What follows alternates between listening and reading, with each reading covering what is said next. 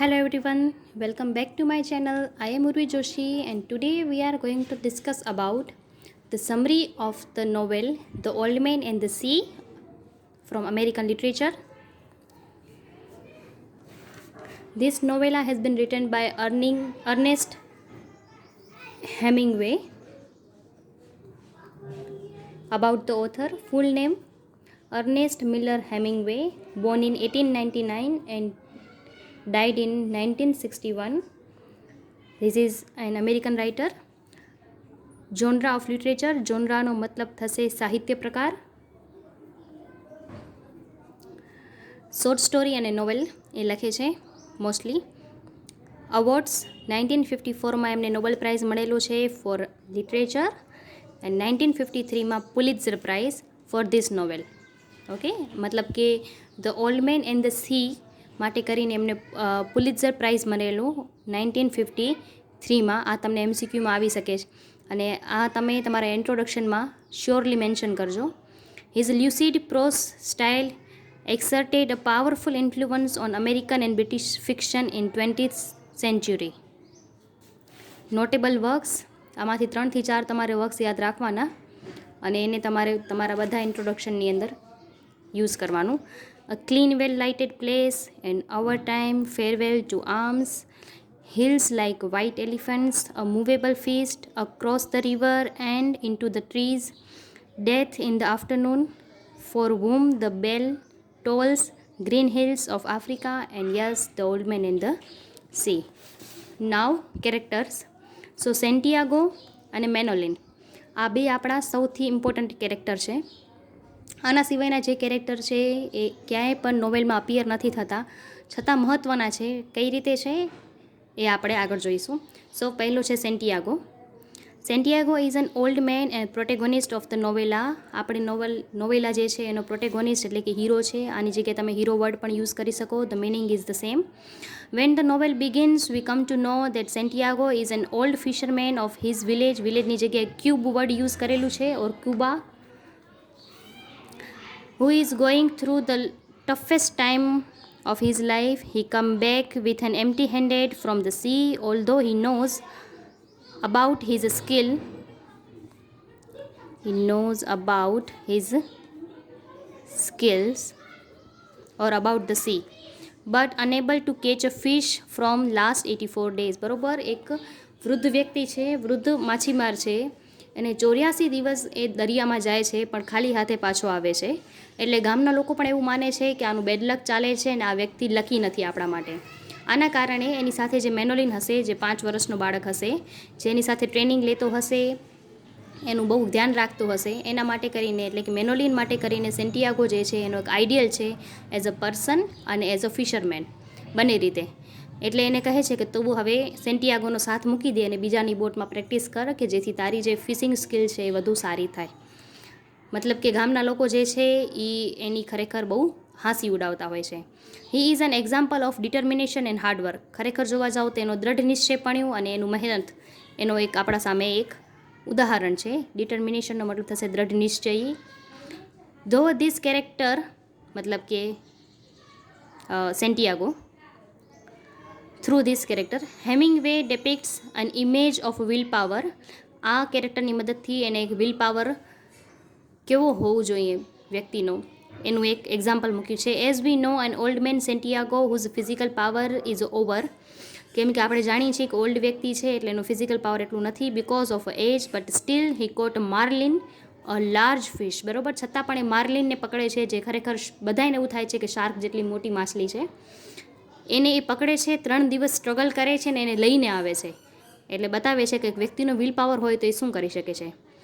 Who is 18 feet long and his struggle with sharks present a man's struggle with mighty person during tough time. બરાબર, એક વ્યક્તિનું આ જીવનમાં શું સંઘર્ષ રહે છે એના પાવરફુલ વ્યક્તિ સાથે એ અહીં બતાવેલું છે. નાવ મેનોલિન, another important character.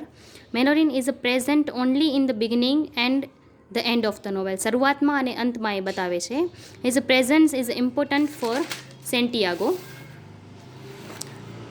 He is a true devotee of old men. He makes sure that Santiago has a food, a blanket and take a proper rest without any disturbance. એનું ખાવા પીવાનું, એના માટે કોફી લઈ આવવાનું, ન્યૂઝપેપર લઈ આવવાનું, એ બધું ધ્યાન મેલોલિન એના માટે રાખતો હોય છે. After 40 days constant bad luck, his parents forbidden him to go for fishing with him. 40 દિવસ સતત એને કાંઈ નથી મળતું દરિયામાંથી, એટલે મેનોલિનને ના પાડી દે છે કે હવેથી તારે સેન્ટિયાગોની સાથે જવું નહીં. અને સેન્ટિયાગો 84 દિવસ સુધી એને કંઈ મળતું નથી. આ બંને વસ્તુને ધ્યાન રાખજો, એમસીક્યુમાં આવી શકે તો સમજીને આન્સર આપવો.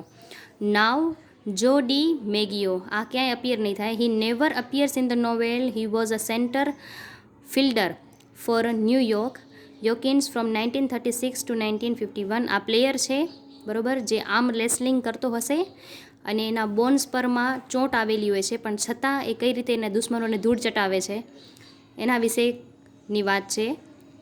અને એની એક ડિસેબિલિટી છે, છતાં પણ એ જીતે છે અને ન્યૂયોર્કનો એક સેન્ટર પોઈન્ટ છે, એટલે દરેક વ્યક્તિ માટે એ સ્ટાર છે અને સેન્ટિયાગો માટે કરીને ગોડ છે બરાબર. એટલે આ સેન્ટિયાગોને તાકાત આપે છે. નોવેલમાં જ્યાં પણ આ નબળો પડશે, એને પાવરની જરૂર હશે, થકાવટ લાગશે, ત્યારે આને યાદ કરશે કે જો મારો આઈડિયલ છે એ કરી શકતો હોય ડી મેગિયો, તો હું પણ કરી શકીશ એ રીતે. Okay, despite of his painful bones પર he crippled another player. Santiago worship him as a god or as a source of power or strength. He is a role model for Santiago. આ પણ તમને એમસીક્યુમાં આવી શકે છે કે who is the role model or ideal of Santiago. So Joe DiMaggio. Now Perico. He also never appears in the novel, but he is a person who provides newspaper that reports baseball score. બરોબર, મેનોલિન જે વ્યક્તિ પાસેથી newspaper લઈ આવતો હશે એ વ્યક્તિનું નામ છે પેર્સિયો. સો આ પણ તમને એમસીક્યુમાં આવી શકે, ટૂંકમાં યાદ રાખશું. નાવ માર્ટિન એ કોફી શોપ ચલાવે છે, so he is a cafe owner. Like others doesn't appear in the novel. Cafe owner again MCQ. Readers learn about him through Manolin. Manolin દ્વારા જ આપણને આના વિશેનું ખ્યાલ પડશે. નાવ માર્લિન, બરાબર, જે માછલીને આ પકડે છે એનું નામ છે માર્લિન. જે સેન્ટિયાગો પાસે કામ કરે છે એ છોકરાનું નામ છે મેનોલિન. તો આ બંનેને ક્યાંય ભેગા ન કરજો. નાવ Santiago Hooke's the માર્લિન which is 18 feet long. Because of its huge size, Santiago didn't able to pull in the boat. That time it is like one kind of tug war between them. After that, sharks attacks on a marlin to eat it. That time Santiago feels like a shark destroyed to me. આ જે word છે આખી લાઈનને તમે quotation તરીકે use કરી શકશો. When sharks attacks on marlin, Santiago feels sharks destroyed to me. Okay, આને તમે કોટ તરીકે મૂકી શકશો. But they both stands for Christ. તો 18 ફૂટ લાંબી માછલી છે જેને સેન્ટિયાગો પકડે છે અને એને પોતાની બોટમાં લઈ આવવાની કોશિશ કરે છે, પણ એ સીધી વસ્તુ છે. માર્લિન પોતાને બચાવવાની કોશિશ કરે છે અને સેન્ટિયાગો એને પકડવાની કોશિશ કરે છે. તો એ સમય એવું થાય છે કે જાણે બંને વચ્ચે એક રસ્સા કસી ચાલી રહી છે. અને બંને વસ્તુ જે છે, મતલબ કે સેન્ટિયાગો અને માર્લિન એ બંને જે છે એને ક્રાઇસ્ટ તરીકે તમે માની શકો. Okay, now summary. This novella is a story of an old man's struggle with his huge catch of life. એની લાઈફનો સૌથી મોટામાં મોટો કેચ, મતલબ કે સૌથી મોટી માછલી એને પકડેલી marlin a kind of fish. It is a time of constant bad luck of 84 days. 84 days આ તમને એમસીક્યુમાં આવી શકે. The old fisherman Santiago's returned and empty-handed. That's why villagers mock on him. 84 દિવસ સુધી ખાલી હાથે આવે છે, આથી લોકો એની હાંસી ઉડાવે છે. He has a little companion friend. Companion પણ વર્ડ યુઝ કરી શકો, ફ્રેન્ડ પણ યુઝ કરી શકો. Name Manolin, who respects and admires Santiago both as a person or as a fisherman. Although he is an old, his tricks of catching fish is also an old, but he is very confident about his skills. સમય સાથે જોવા જાઓ તો સેન્ટિયાગોની જે નાનપણમાં શીખેલી માછલીને પકડવાની skills છે એ જૂની થઈ ગઈ હોય છે, પણ છતાં એને પોતા પર વિશ્વાસ હોય છે કે આ જ સ્કિલ્સની મદદથી એક દિવસ સૌથી મોટી માછલી પકડશે અને બધાનું મોઢું બંધ કરી દેશે, અને એ આ વસ્તુ સાચી ખરી ઉતરે છે. Santiago was going through the toughest time of his life, so મેનોલિન's parents forced him to leave him and join another fisherman. That's why he joined another boat but he really loves him, so he met Santiago daily after returning from his boat. એટલે દરેક રાત્રે પાછા વળી જ્યારે એનું કામ પૂરું થઈ જાય છે મેનોલીનું, ત્યારે સેન્ટિયાગોને મળવા માટે આવે છે. He helps him to settle or clean his hut, એની ઝૂંપડીને સાફ કરવામાં, અરેન્જ કરવામાં એની મદદ કરે છે. અરેન્જ હિઝ ડિનર લઈ આવે છે. And also gave him news of a baseball or a baseball scholar of his favorite player who is also an inspiration of this old man whose name is જો ડિમેગિયો. અને રોજ રાત્રે એને એના score જણાવે છે.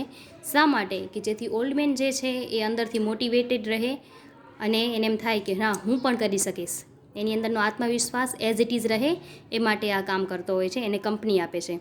On the 85th day with his confidence he again went to the sea. આ જ આત્મવિશ્વાસ સાથે 85મા દિવસે એ દરિયામાં જાય છે. And this day he has gone far from the island to catch his big fish. એના આઇલેન્ડથી ઘણો દૂર આવી જાય છે. He reached at gulf stream of the sea. Gulf સ્ટ્રીમમાં આવે છે જ્યાં પાણી ઘણું ઊંડું હોય છે. Where he throws has a rope about or around 1000 fathom in deep water. આ તમને એમસીક્યુમાં નહીં આવે, પણ તમે છતાં પણ યાદ રાખો અને તમારા આન્સરની અંદર આને લખી અને એને અંડરલાઇન કરજો, જેથી તમારો આન્સર વધુ રીચ છે એનો ખ્યાલ આવે. અને એટલા ઊંડા પાણીમાં એને નાખે છે. અને prepare himself for a great catch. અને એ પોતાની જાતને તૈયાર કરી લે છે કે હમણાં માછલી પકડાઈ જશે, હૂંકમાં આવી જશે ને આપણે એને ખીંચવાનું હશે રોપને. એટ નૂન, બપોરે, he hooked a big fish marlin, a kind of tuna. જો તમને એવું પૂછવામાં આવે કે સેન્ટિયાગો કઈ માછલી પકડે છે, તો માર્લિન. પણ તમને એમ પૂછવામાં આવે કે માર્લિન કયા કાઇન્ડની છે, મતલબ કે એ માછલીની પ્રજાતિ શું છે, તે ટ્યુડા પ્રજાતિની માછલી છે. ઓકે, સો આ એમસીક્યુ આવી શકે. But couldn't pull it in a boat. પણ એટલી મોટી હોય છે કે એને ખેંચી નથી શકતો એ. So he bears the strain of the line with his shoulders, back, hands and ready to give a slack should marlin make to run. બરાબર, એટલે શું કરે છે, એના રોપને પોતાના શોલ્ડરથી, બેકથી, આખા શરીરમાં એને જે રોપ છે એને વીંટાળી લે છે કે જેથી એને ઓછો રોપ પાછો લેવાનું રહે. The fish pulls the boat all through a day. આખા દિવસ દરમિયાન એ આખી એની બોટને હલાવે છે પોતાની જાન બચાવવા માટે કરીને. Through a day, the night, another day or another night. એટલે કે 2 દિવસ સુધી આ બંને વચ્ચે ટગવોર ચાલે છે. It swim steadily north west until at last it tires. જ્યાં સુધી એ થાકતી નથી ત્યાં સુધી એ આખી બોટને નોર્થ વેસ્ટ તરફ લઈ જાય છે, એટલે દક્ષિણ પશ્ચિમ દિશા તરફ લઈ જાય છે. સોરી, ઉત્તર પશ્ચિમી દિશા તરફ લઈ જાય છે માછલી. Okay, the entire struggle time Santiago admires Manolin for a help because whenever the fish lunges, leaps or makes a dash for a freedom the cord cuts him badly. આ કોડનો મતલબ થશે રોપ. કારણ કે જ્યારે માછલી પોતાની જાતને બચાવવાની કોશિશ કરે છે ત્યારે સેન્ટિયાગો જે છે એના હાથમાં અને એના શરીરમાં ઘા પડતા જાય છે. ઓન ધ થર્ડ ડે, ત્રીજા દિવસે, ધ ફિશ ટાયર્સ, થાકી જાય છે. And Santiago sleep deprived, aching and hardly manages to pull the marlin close enough to kill it with a harpoon thrust. ત્યારે એ બહુ જ મુશ્કેલીથી એને ઉપર સુધી ખેંચે છે અને હાર્પૂનથી એને મારવાની કોશિશ કરે છે અને એને મારી લે છે. મતલબ કે હાર્પૂનથી એને મારવામાં સફળ રહે છે.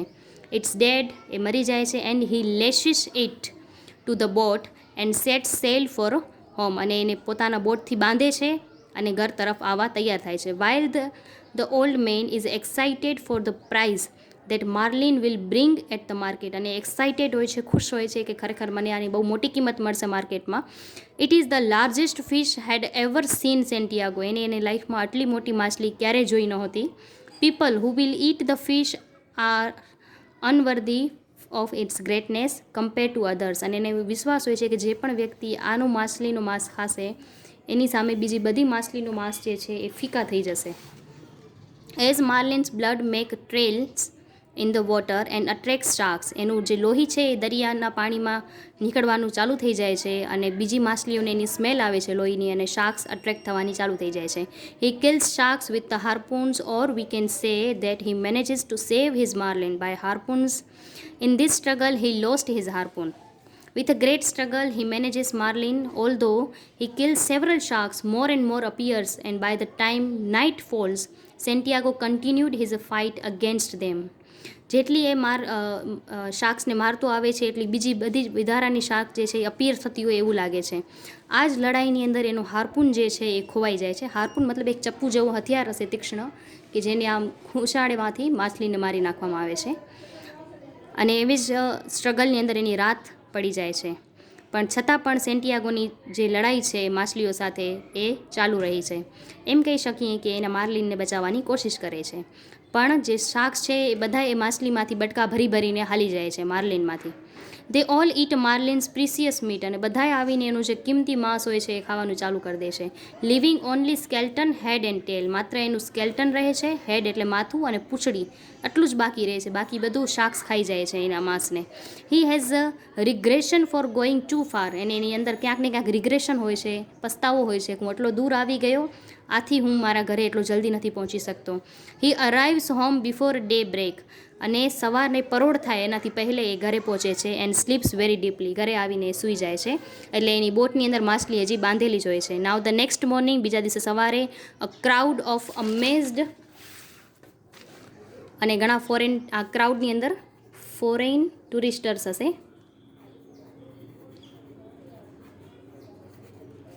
Two see the skeleton of the fish, ઘણા લોકો આવે છે અને આ ક્રાઉડ બધા એના સ્કેલ્ટનને જોએ છે. Which is still tied with the boat, હજી સુધી પણ એના બોટ સાથે બાંધેલી હશે. All misconsider it as a shark, બધા એવું માને છે કે આ શાર્કનું સ્કેલેટન છે કારણ કે 18 ફૂટ લાંબુ છે. But praised Santiago without knowing his struggle, બધા લોકો વખાણ કરે છે પણ કોઈ એના સ્ટ્રગલ વિશે જાણતું નથી કે એને આટલી બધી મોટી માછલી લઈ આવવામાં કેટલા ઘા ખાધેલા છે.